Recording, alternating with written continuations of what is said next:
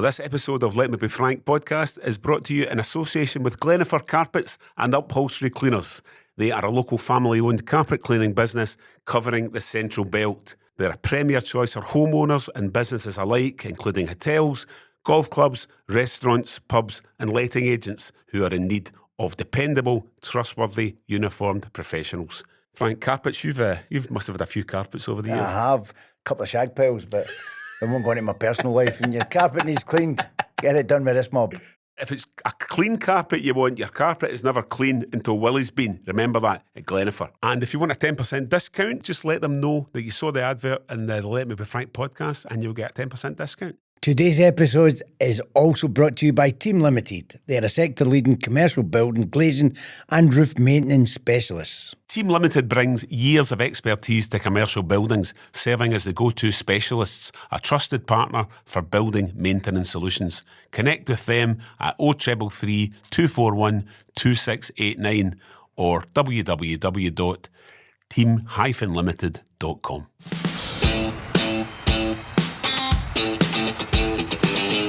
We're back with another episode of the world-famous Let Me Be Frank podcast with myself, Simon Houston, former footballer and legend and male model, Frank McAvennie. Male model, yeah, model. And we've got another cracking guest for you today. Yes. So we are joined by former Rangers and Finland and Charlton Athletic and many other clubs star Jonatan Johansson. Jonathan, how are you doing? GJ, I'm you all good. right? Nice to be here. Nice that you come on. I've been listening to it and it's a great show. So thank I'm you. happy to Brilliant. be, Thank happy you. to be here. Excellent. We've been bit of news at the weekend. We broke through the 10,000 Oh, yes, thank you. subscribers. So absolutely chuffed to bits with that. Well, we're getting so many views, every month. But just press that button, subscribe. So we've got 10,000 hardcore followers. So thanks very much. But everyone else, press the button. What the point we keep trying to make to people is that it doesn't cost you anything to subscribe, but it helps us because it means we can go to the market and we can go to potential sponsors and they'll look at our numbers and then we can get sponsorship to take us on the road. Take us on the road. Yes. Keep Frank and the living that he's become accustomed to as well. Yeah. But we're chuffed to bits back with to a it. tent. And before we go on to talk to JJ about various things, another reminder too, a couple of live shows coming up, our first ever live shows. So Frank and I will be in Bells Hill at the Cue Ball Club, that's called, isn't it? Ballroom. That's all right. Cue Ball's the other one. That's the name of the other one. The one in Charing Cross. It's a snooker club, so it's a ballroom up there in Bells Hill. John Johansson will be joining us Monday the 20th of October. Tickets are available online and there'll be a link on the screen in the moment, and get along. And then the following week, to make sure that we try to appeal to everybody, Bomber Brown will be there as well joining us. So he's good. There'll be more information. That'll be interesting. It will. Promise he's not to tackle anyone. Anyway, enough of all that. Lots to talk about. Yes, great. It's been good. Oh, listen, before we go, I was speaking to a friend of yours today, Charlie Muller. I love Charlie. He says to say hello to Judge Pickles. Pickles. What is that about? They used to cover it with my curly hair. It was worst curling in. He says it was like a judge's wig. I think it was Ferguson who came up with the Judge Pickle. Brilliant. Charlie's been using it since. So during anyone who had naturally curly hair like yours, COVID was always an interesting time. Did you have a big kind of microphone head during COVID? I always have a microphone head. It doesn't grow as much anymore, unfortunately. So I can't get you. I'm all right. Mine still grows, but it goes out the way. So have you been wild swimming lately? No, I haven't. We've got to talk about that at some point, but no. I haven't been swimming. I don't know if I would want to. Right, so before we go to talking about so here's my take on it, right? Okay. And then you'll get the professionals' take on it. If Rangers had won their last 5 games and Russell Martin had taken the first team squad wild swimming at Loch Lomond, I don't think anyone would have an issue with it. I think the players would have. Players are not like that. You're having a laugh, aren't you? Football's no swim.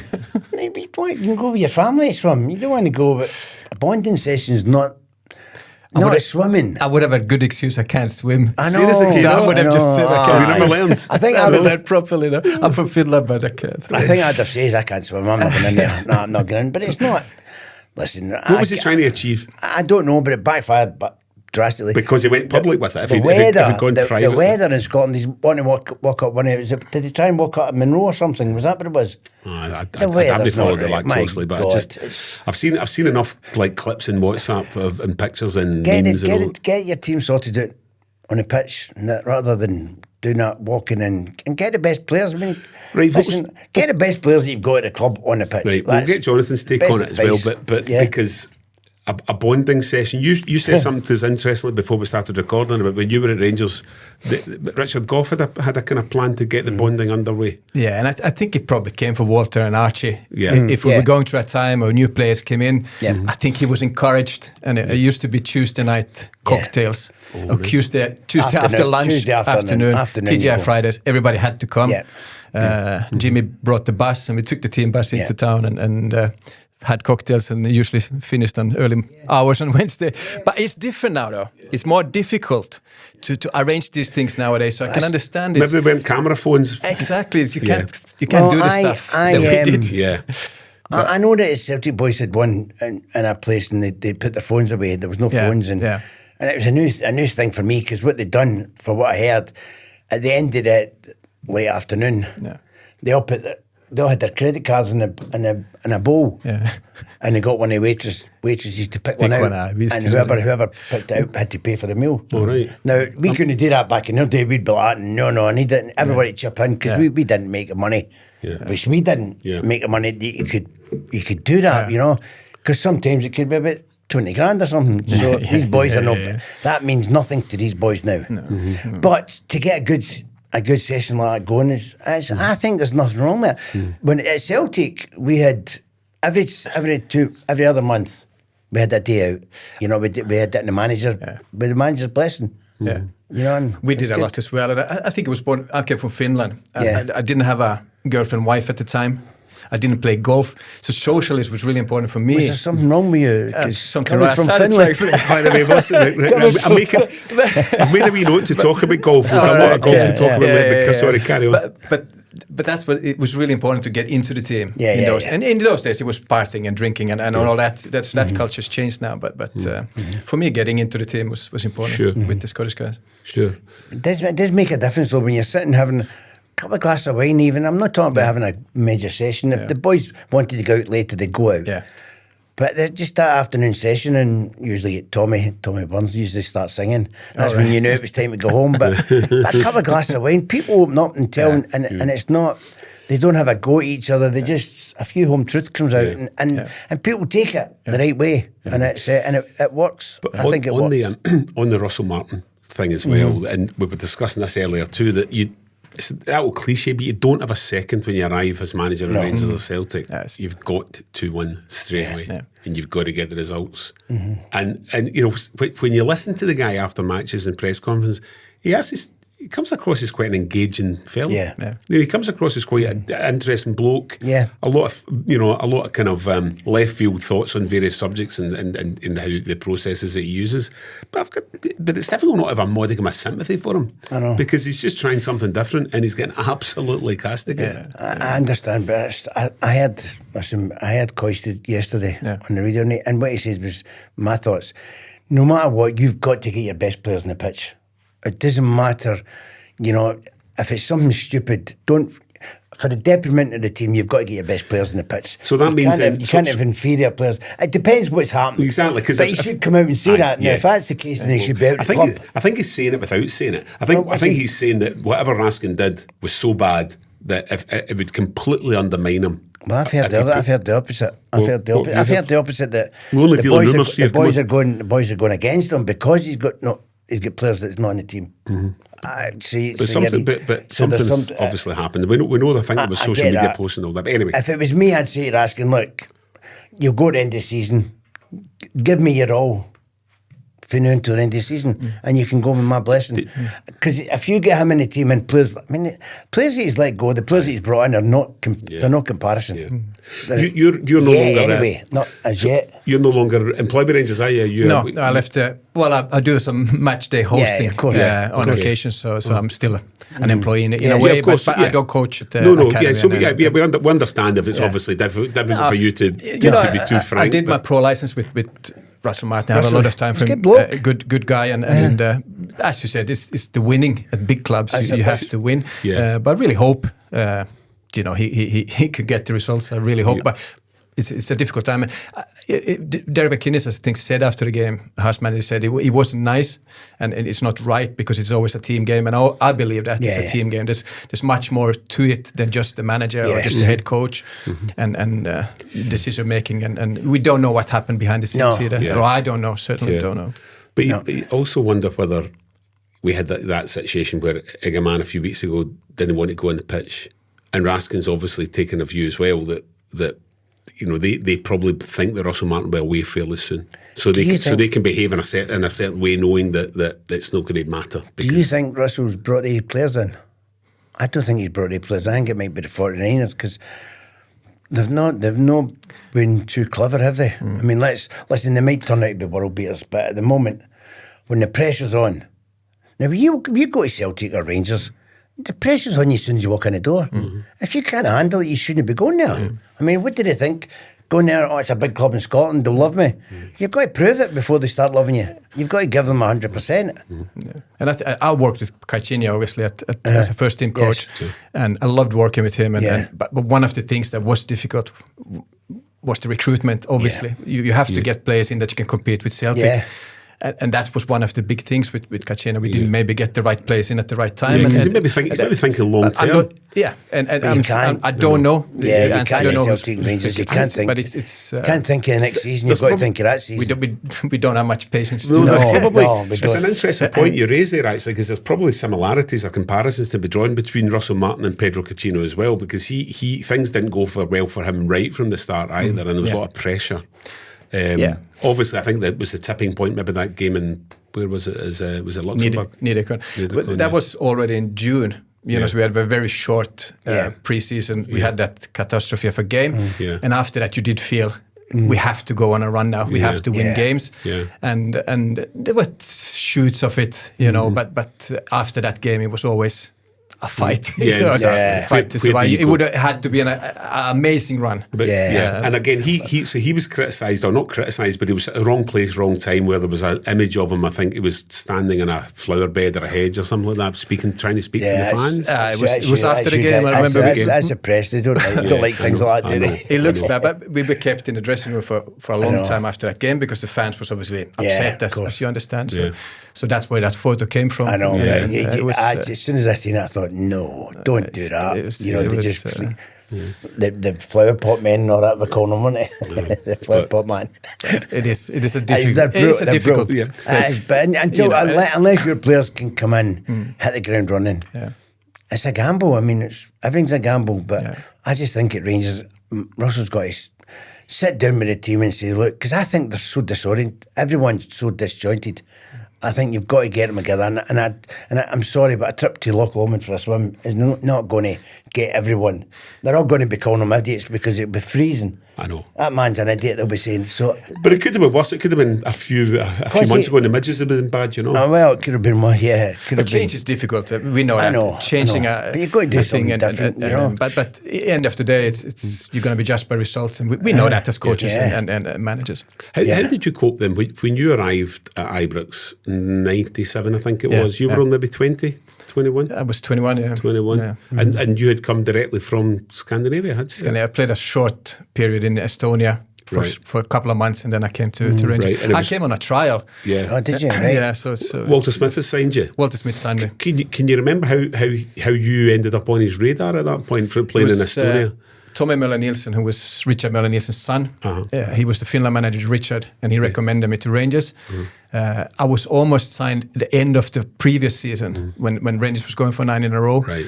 But I think it fell through. It didn't happen at that point, and I joined in the summer, and it was fantastic. Antti Niemi was scouted.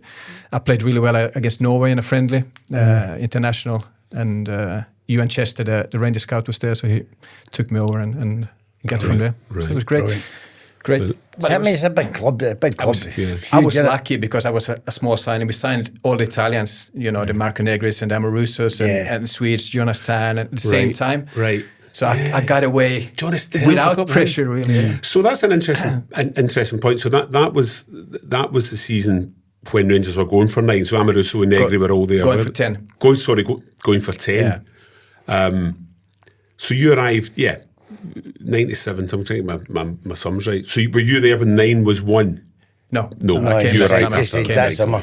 But it was fantastic. So they won it and then he signed. Yeah. So you never got, Right, okay. But a lot of big names were brought in. Oh, it was fantastic. I remember, for me, the jump from where I had been, even I wasn't in the national team, but for the jump to come to Ibrox and that dressing room, with the Gassas and the Laudrups and the Gorams and Durantis and Ferguson, I thought it was a crazy house in the dressing room. So Gazza was still there at that point? He left that season. Season to Middlesbrough to Marches. Yes. Wow. Much time. And what sort of crowds would you have been playing in front of in Estonia? Finland and Estonia, like a couple of thousand, 3,000, 4,000. International, maybe 20. But I remember we played, Nike was the sponsor. We played Rangers against Rangers, a Nike game, and it was 30,000 people there. Was that the first team against the second team? I remember that. But we mixed it up. Yeah. But we had But it was I remember there was an article in the papers at the time. It was Rangers had 2 teams capable of kind of winning the league and so on. But I played a lot in the reserve then with Barry Ferguson and Ian Duranty played and Peter van Vossen and we had such a good reserve team. We won the reserve league. Yeah, of course. Early but that team could have competed. Yes. I think in the Premier League as well. Wow. So brilliant. It's good team. Bomber played. Bomber played, yes. Bomber played left back. Wow, he could play anywhere. Bomber. Kick anyone, anywhere. Kicked us in training. So what was Advocat like as a manager? I really liked him because it was more what I was used to. Mm-hmm. I loved Walter Smith, the way he was with people, and I loved the team. But it was a big change when Advocat came in culture and discipline, and it suited me. And he kind of took to me straight away. I remember we played Liverpool in a testimonial game just before he arrived, and Advocat was watching it. Walter was still the manager, and I think it was Walter Smith's testimonial actually. And I played quite well in that game. And he brought it up in the summer that he saw me and liked me. So it gave me a lot of confidence.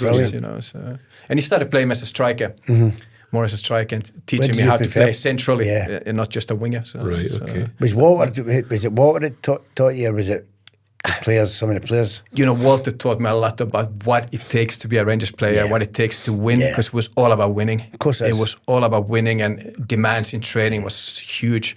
It wasn't like what I was used to. It was much more nice in Scandinavia, and then he's very hands-on, and God rest him. He was Archie as well. Archie, great coach. Good and bad, you used to call it. Good. Bad at him. He was bad. Bad and worse. I love Archie. I still but we stayed almost neighbours in Houston actually. Did you? With Archie. So. Listen, everyone thinks we all hate each other. He's good. They're all good guys. He was good guys. I wouldn't like to meet him in a dark corner. My God. But he could leave it as well after training. Everybody was friends again. But it was tough in training. It was tough, really tough. Now, I have to ask this because a lot of people know your other half, Jean, as a TV presenter, Place in the Sun. Because you're looking quite suntanned, actually. Didn't get a lot of holidays, do you? I play golf in Scotland. No, is that right? I was desperate to ask you, do you ever get to tag along in these trips?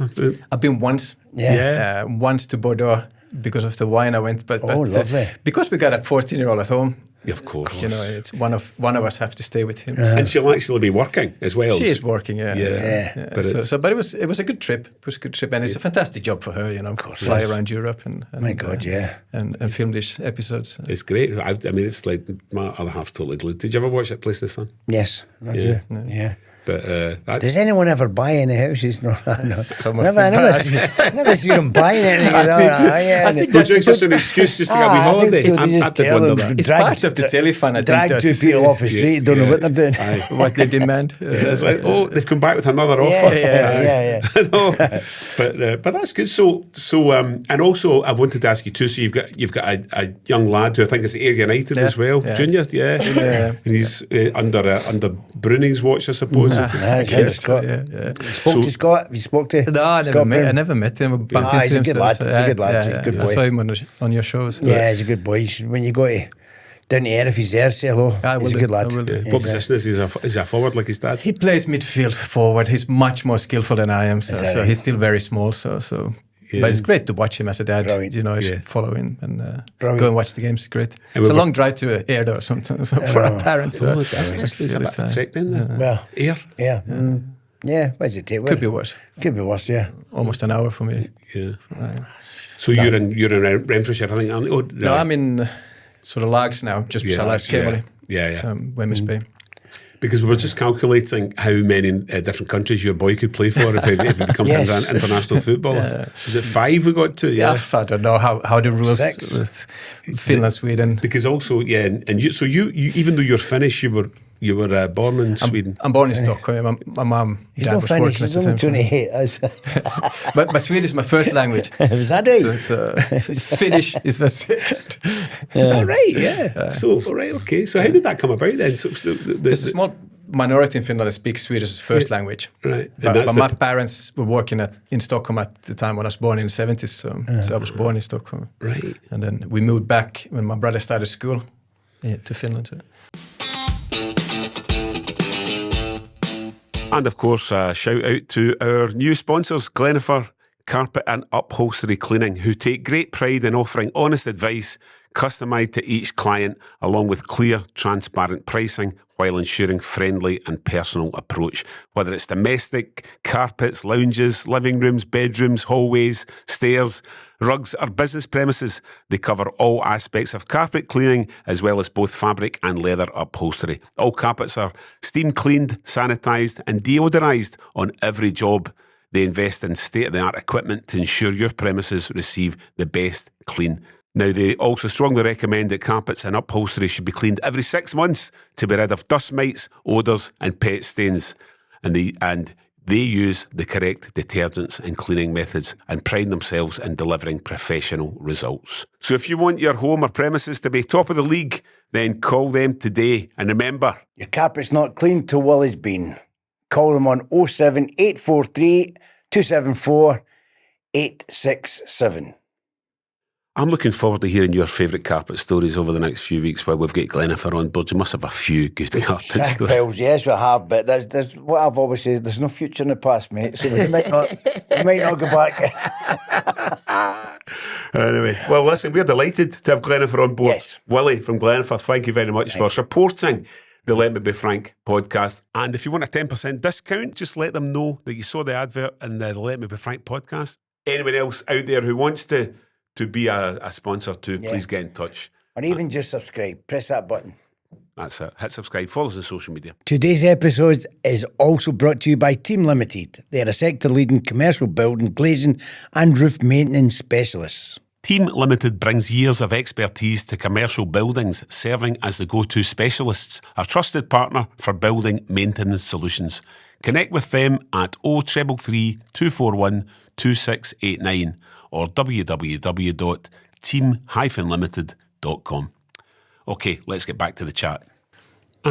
But so you got over 100 caps for Finland as well, but I noticed you scored like 22 goals. Yeah. I mean, that's good. No matter what country you play for, that's a really good return. It's great. I mean, it was a fantastic. I love playing for the international team. Yeah. You know, you get away from the team, no matter what's happening in the team and the league and the pressures, and then you go with your friends because we were a group of friends, similar age, and it's great when you go and meet up in the international because you kick lumps at each other, everyone, for weeks and weeks leading up to an international, and you're all, how are you doing, buddy? And you're all sitting together, and, you know, and it's incredible, isn't it? Yeah. So what would have been the biggest country or the biggest international team you scored against? Can you? Well, my best goal was probably my 100th cap was Germany away in an international. I managed to score a tap in. So that was probably the field. Does it matter? It was so humble. Footballers are so humble. I managed to score a tap in. It was probably a belter. I know. But it was great because it was the end of my career and I was looking for a team and in and out the national team at the time, and so it was fantastic to score that goal. So, that's wonderful. But growing up in Scandinavia, I always imagine, like, if you're Finnish, for example, like motor racing's a big thing. For some reason, I don't know why, but there seems to be a disproportionate number of motor racers that come out of Finland. Skiing. Where would football kind of figure? I think football is really popular among people doing it. But watching it on telly, ice hockey is the big sport, and then I say motorsport and even winter sport. So it was like the third, fourth sport. But the good thing with me starting a national team maybe 96, the way it grew until it finished, we started getting people out in Europe into good teams, Littmanen and Hyppie, and big stars getting into Europe. And by the time I quit, most of the players played in the Premier League or the Bundesliga and that. And so it's good. I was on that journey with the Finland national team, so that was fantastic. And you also said that growing up then, the access to watch English football on television, and that's I watched when Frank. I watched, especially with the West Ham and the West Ham boys. Days, it was good fun. I was a Man United fan, but I know that's all right. Fergie, I loved that. You would enjoy me. I scored against them all the time. You did score a few Old Trafford. I had something to prove to Sir Alex. So that was it was good. Enjoyed it. Jonathan's first game back. It was.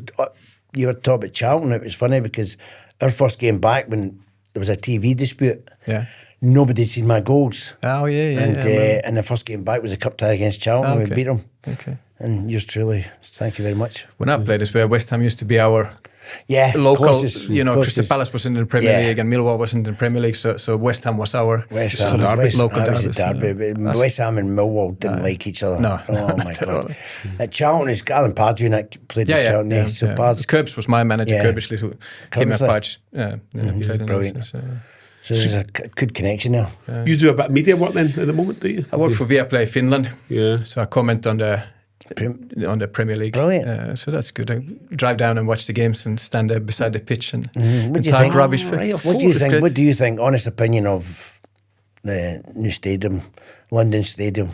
What's your opinion? I haven't been yet. Have you not? No. Good answer. You got it. The thing is, we only saw the big games. I heard the atmosphere is not great there, but I've never been. It can be toxic, but it's so far. It's just so far away from it. It wasn't beautiful place, beautiful stadium.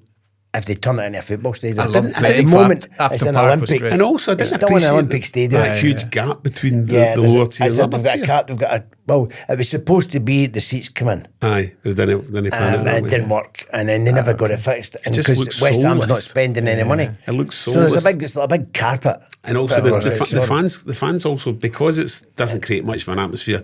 It's almost it's almost like they look a bit beaten a wee bit. I know, but as you know, for Charlton living in London, Londoners are very proud, and when they get told to go there, it was going to be the same. They were going to create the atmosphere, and there was going to be a lot of people out in the streets selling, like shops and things, and there's nothing. There's nothing, So all the stalls and all the shops and everything in Green Street got closed down. So it's a lot of people lost their jobs and livelihood, and West Ham promised to take them all with them, and it never happened. And then they promised it was going to be a wonderful football stadium, and that never happened. This season they haven't started. And then when you fling into the mix, they're not doing too well. Yeah, exactly. It's not a good atmosphere at the moment. So. But hopefully, touch wood, it can turn around. But you had quite a successful time down. You were 6 years down in London. I loved London. I don't know. I lived in Docklands. I don't know. Did you? I was in Essex. I had to get away. Had you met your wife? Had you met Jean by that point? She came down. She came down with me at the time, and she got a job at Disney Channel. So we were both working. Of course. We didn't have kids, so I loved my 6 years I was there. Right. Maybe stayed 1-2 years too long. Right. Maybe I should have moved on a little bit before, but probably because I liked it. And we had a team that stayed together for so many years. Yeah, but that was quite important as well for your wife's career too, because that was a good sort of stepping stone to what she's doing now. And I think it was important because we both had our own lives the whole time, and we mixed it too as well. So it was fantastic. Yeah. Did you ever have an argument at night, like who's the most famous person in this house? No. I think now it's no question. She's much more famous. There must have been a point though where you were both like, kind of, hang on, you're scoring all these goals for your country, but I'm on the telly. So it was great. It was great. We were so blessed, you're young and you get good wages, and then you can do what you want in London. Nobody really knows who you are. Nobody bothers you in London, it was great. You stay out the way, go to Stringfellows every weekend. I didn't stay away. I was different, I was totally opposite. I just wanted to be known. I was on Wogan and everything. I just didn't care. Go for that. We all like this. Yeah. We all like to be famous because it gives you more. Restaurants, it's full, and then you phone up and say, can I speak to the manager? And they say, oh, certainly, Mr. McAvennie, and you come. How many? So, but Charlton players and myself, we weren't big profile like you were. We were quite... The big teams in Arsenals and the Tottenhams, they got all the attention. So you could go under the radar. Charlton was a good team. They were good. We played. They've done well. It's a good club. Yeah, Very really good club. And yeah. they've had problems as well with different owners and that, but I think they're getting back to track now. Getting their own identity back. Yeah. Good. Exactly. One of and this is me being a total geek, but one of Charlton's most famous strikers in history was a Scandinavian. And he was Danish. Alan Simonsen. That's it, yeah. Simonsen, yeah. Remember Simonsen? Yeah, he was an absolute superstar. They still were talking about him when I signed. Yeah. You know, he played in the 80s, I think. That's right. Mid-80s. Yeah. But that Danish team was fantastic. I remember watching that Danish team with Elkjær and Jesper Olsen. And they were fantastic. Yeah. You played against them in the World Cup, didn't you? Well, there was just... Oh, Jesper, was Jesper no at Man United? Man United, I played against them. Man So when Scotland played Denmark in 1986 in Mexico, Frank was on the pitch. 86, 1986. Preben Elkjær scored the goal. Okay. And it was, who else was up front? Was it up front? Denmark. Well, It was a brother, one of the older Michael. The older Good Laudrup. player. Yeah, Think he was better than the younger I'm one? not going to say that I loved Brian, obviously I played with him, but Michael was exceptional. Class. Exceptional. Yeah. To dominate both at Real Madrid and Barcelona. He epitomised everything about centre forward. I thought it was really good. Fantastic. Yeah. But it's that old joke about when the radio phone in when they were discussing whether Brian Laudrup was the best player in Europe, and somebody said he's not even the best player in his own house. Nah, he's not the best player in his own family. That's probably true. Oh, brilliant! But fond memories down at Charlton, and you know you got quite a lot of goals down there as well. Yeah, great memories. And I always wanted to play in the Premier League. Yeah. You know, to test myself against the best. Yes. When I left Rangers, it was tough because the size of the clubs and all that. But I knew I had to carve my own career. I was 23, 24 at the time, 25. Sure. So I was third, fourth, fifth strike at the Rangers and not always touch. I had to go. And I think it was the right decision. A lot of people didn't think we were going to stay up in the Premier League. You know, they thought we were going to go straight down, but we stayed up for 6 years, which was fantastic. So that must have been quite a strange period to be at Rangers, because they were going for the 10, they didn't get the 10. Yeah. Did it almost feel like a kind of new beginning a little bit then? Going down? No, at Rangers, I mean, when... Yeah, you know, it was, when Advocat came, it was totally new. And I think 9 players left, 10 players left, and the Alice and the Gorhams, and then we brought in the Dutch players, and then we had such a good team, you know, such a good team at the time. And I loved playing those 2 years. But I also... You know, it was like I needed to go as well. So, it was, and just and test yourself. But it was a new beginning. I talked about the discipline he had, and everybody eating together, and you know, the structure of the training was different. The demands were still high, and then the players he was bringing in, it was proper players like Dutch international. Looked after themselves. They looked after themselves as well. All the Scottish boys. But it was a good mix. There was a lot of Scottish players still left there, and it was a good mix. And and we socialised a lot, maybe in a little bit different way, but we still socialised a lot. Sure. I can imagine. And so you left, it was 2000, I think you said, wasn't it? Yeah.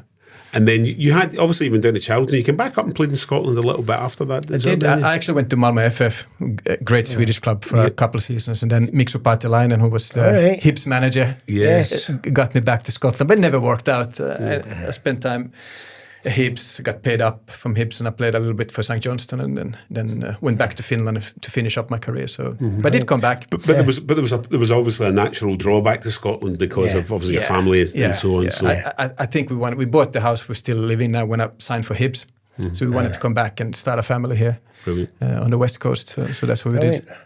So you met, I understand you met Jean because she was working in the golf club at the time, and you were there all the time. Do you still golf a lot now? I've started again. I think when I was a coach and that I felt like I didn't have time. It was my excuse anyway. So I've actually started now in the last couple of years to play more. But we met at the Gleddock House. So Derek McInnes we stayed in Houston, me and Derek, and he got me up, and a Rangers guy called Ken McLeod, who still goes to the game, got me a membership, and she was working behind the bar. So wonderful. So that's how we met. Brilliant. Fantastic. Okay. So what did you play off? I was 16.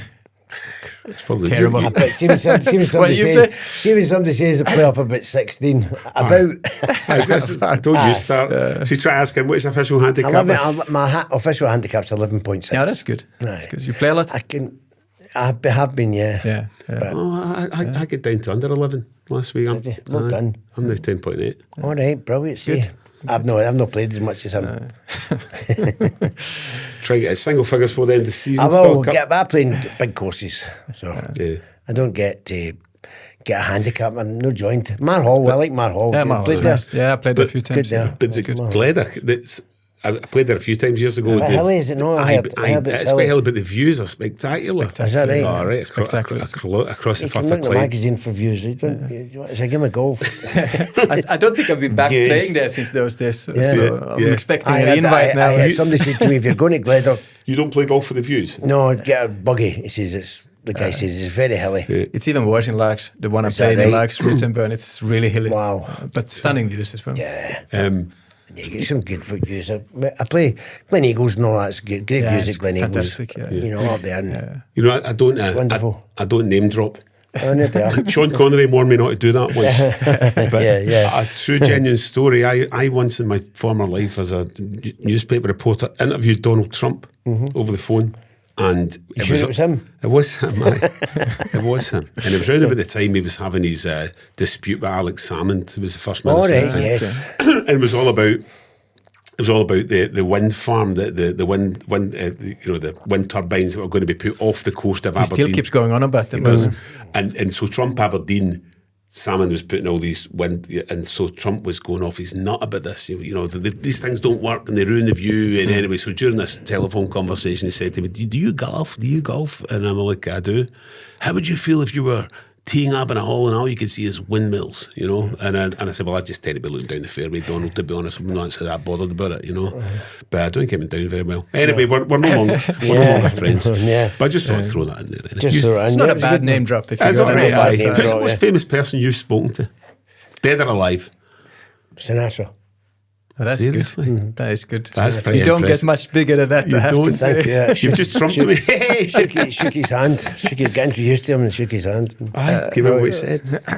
Out of the way. Who's this? Get a move. Exactly. I did meet Sean Connery. I went to see Sinatra, Sammy Davis Jr. and Liza Minnelli on one concert at Albert Hall, and I get took back to the where he was staying. What's his name of the hotel he was staying at? So one of the oldest, the Ritz. He stays there all the time. I did stay there. He loved it. And I'm back there and I had a couple of drinks and I says, I feel like grippy. But as I went to walk out, the Asian guy with Sinatra and his entourage came walking in and introduced me. So it was great. Oh, fantastic. Yeah. I knew he was going to die not long, you know, because I don't think he had much to go. So it was great to see him. And to shake his hand was even better. Yeah. Sorry, were you with a partner at the time? Girl? Yeah, of course I was. So it's because that classic joke, you could have set him up and you could have said, "Piss off, Frank, I'm busy." Yeah. What were you? So Sean Connery? Anyone more famous than that? No, I can't think of. But he was huge. I mean, of course he was. James Bond, you know, for us. And he was the chairman watching a game. Of course, because he was a pre-season friendly. I think at Livingston, and there was no crowds. And he was sitting on our bench just like a big guy, you know. Great charisma. He walks in the room and he's got that aura. Wow. He's got that aura about him, isn't he? Yeah, he was quite divisive because if you look back at his story, allegedly he was a Celtic supporter originally and then became friends with David Murray and he became a Rangers fan. He got his head turned. Yeah. But I was just sitting on the bench watching the game. Did you feel under any extra pressure? 007 watching? I think it always excites you. I'd have said 007 took me off. I'd want to get off, but 007. Sure, Jonathan. I'm going to substitute you. Well, so famous people. We're going down a rabbit hole with famous people. We've never discussed that before. No. So at the moment you're doing your work, media work, Viaplay as well, and does that every week? Does that keep you quite busy? I think it's about 30 times a season. So most weekends, 3 times a month. So I'm going back to Finland next week to do a studio. But I love it. Yeah. I look at it differently now when you're actually, it's your job. You know, you try to think of what you do and you know what. When you were a player, you were just doing it as a guest, and you were doing whatever. Now you actually work on it a little bit. You're having to work at being a pundit. Yeah. Plus, you realize how lucky you are to be able to go to the Premier League and stand there on the side of the pitch and watch the best players in the world. Do you look it's at such a great job. Do you look at the pundits that are based in England, the likes of Roy Keane, Gary Neville, and so on, and do you try and maybe kind of use a wee bit of his style, or do you try and kind of plough your own furrow? I try to be myself, you know. You have to be a little bit controversial at times to get the clicks and all the clickbaits and all that. So you have to be opinionated. Yeah. And you have to say what you think. We get away with it because nobody, even if you say something stupid, it won't come out in the papers. If one of these guys says something stupid, it will be scrutinized in a way. Exactly. So it's Roy Keane's the best one. It's, you know, he's funny. What a save of the keeper. That's his job. I just love it. But I love it because he's honest as well. You know, you can see he's angry. I was falling about when he says that. But it's so true. But he's not giving the keeper any credit at all. That's his job. That's what he's meant to do. What's been interesting for me is since we started the podcast, because Frank has, you know, when we started doing this, wasn't obviously an interviewer, but watching over the last year or so, you're getting better at it. I've noticed you're actually. Yeah, I'm keeping my mouth shut now. So no, we're not going to. I usually speak, but I was butting in and having a conversation. It was good, but then I learned how it's just shut up. But there's been a few times as well when you've come up with an absolute belter of a question. I thought, beauty, because I forgot to ask that, so that's good as well. We're going to come up with one there because we're getting away from it.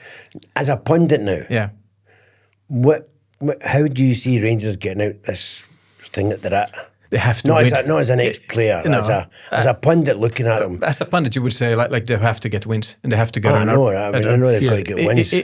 What do you do with inside the team? Do you think that team's good enough? If you look at like Amorim at Man United, which is yes, if you look at he's got the same. He will continue doing his own thing. He will need to get wins as well. So I think Russell Martin knows that. You want the best players to play. I agree with that, but then you can also not do your principles if something has happened that is against and you can't look back, then that's a difficult one for the manager as well to take it back. So it's a difficult place to be. They spend a lot of money on a player and no kick the ball. They spend an awful lot of money. Is it 6 million and 9 million? It wasn't one of them, and you're going, really? But if that's true, I do think recruitment is difficult in Scotland now, and I think Celtic has this similar problem. You have to be good players, really good players to play for the old firm. And it's difficult to find them because you're competing with the Premier League, you're competing even with the Championship, all the European leagues. So I think finding those really good players are difficult. You're looking for someone who wants a stepping stone, really, aren't you? Yeah. Someone who's ultimately thinking, right, I want to play in the English Premier League, but that's a good platform for a year or two. Because I mean, I think the Japanese boys at Celtic are kind of bucking the trend a little bit in that they're still here after 4 or 5 years, even though Maeda and Hatate have been very successful. But obviously now they want away. But 5 years is a long time. I've always says, you know, I think the only player out of the boys you're talking about is Hatate that could make it in England. I don't think Maeda. I think he's very quick, but I don't think he'll get a game down there. Honestly, once he gets down there, he's wonderful. One-on-ones, he's not a striker. But he's a great out, though. I know he's a great I know he is. But do you know what I'm talking about? I know exactly what you mean, especially for the... They're big boys down there and you get shoved about and they can pick whoever they want in the world. Of course, they've got these boys. Premier League now. I wish him all the best. He's not going, but I'm glad he's not going because he does a wonderful job for Celtic. He does. But Celtic spent 20 million last year on 2 players. One's left on the bench, Engels and Adameda's gone. Rangers can't do that. No. You know, they can't sell them or they can't put them on the bench. They've got to play it. And I'm thinking, have they made a mistake here? You know, I don't think it's Russell's signings. You know, I don't think it's a signings. I don't know. I think there's obviously a group that signs players now. There's not one player. Yeah. So, you need a game of golf for Jonathan at one point as well. Definitely. Where's your course? What course you play? I play in Largs, but Marhall is not far, so I play in that. We'll get a game at Marhall then. We'll get his next week or two. We'll get a game. Good. I'll get a phone. Your handicap was 11.6. I'm playing off 12, but it's. I mean, listen. You're not playing off 12. You're playing whatever the playing handicap is of the course you're playing at that particular time. I don't change it. I don't because sometimes I go everywhere I go. I've got 2 shots. I don't want 2 shots. I want to play off my handicap. So it's a stupid. But the system changed. So that's good for you then because you'll be playing off 12 and I'll be playing off 11. Is that what you're saying? I'm rubbish anyway, so you don't worry about it. I just don't. I've been trying to explain the world handicap system. The worst handicap thing it's ever. What's your handicap? It depends where I'm playing. Well, that makes total sense, though. It's stupid. Let's say you've got a handicap at Knightswood, right? And your handicap at Knightswood's 8, and then you go and play the Augusta National. You're not playing off 8. So how many go and play it drum chapel and then go and play at Augusta National. Right, let's be... I'm being extreme to make my point. Right? It's the slope system, I know. It's the slope system, exactly. Scandinavia, everything is digital now. Just go and enjoy yourself. That's all it is. But it's a game. I go and have a game of golf and I don't... Under 100, I'm happy. Yeah. So we're going to have to wrap things up a wee bit because we're on the clock a wee bit, and it's come up early afternoon. We can go home and watch Jonathan's missus sell houses. Yes. Is it every day? Is it pretty much every day? Or is it most days? One of the shows on one of the channels is on there. It's in Finland and Sweden as well, which is great because a lot of my friends and that are watching it. So you're less famous than your wife in Finland as well. Yeah, I'm starting to go down the pecking order every time. Wait, your son starts coming through, you'll be like, I'm third in the family now. Exactly. But that's a nice situation to be in. Brilliant. Exactly. And we'll be keeping an eye out for Junior as well, and hopefully he comes up through the ranks at Ayr United. Brilliant. But thank you for coming in. No, nice being here. Nice seeing you pleasure, again. Mate. I've bumped into you loads of times, but this is the first time we got Thanks, JJ. together I appreciate that, sir. Appreciate that. Well, that's been a good laugh, good fun. Well, we will join you again soon for another episode, a very special one next week. Coming up for golf fans, keep an eye out for the one next week with the Ryder Cup on its way. It's going to be brilliant. So join us again for another episode of Let Me Be Frank podcast, and we'll see you soon. Don't forget to subscribe. Take care. Bye-bye.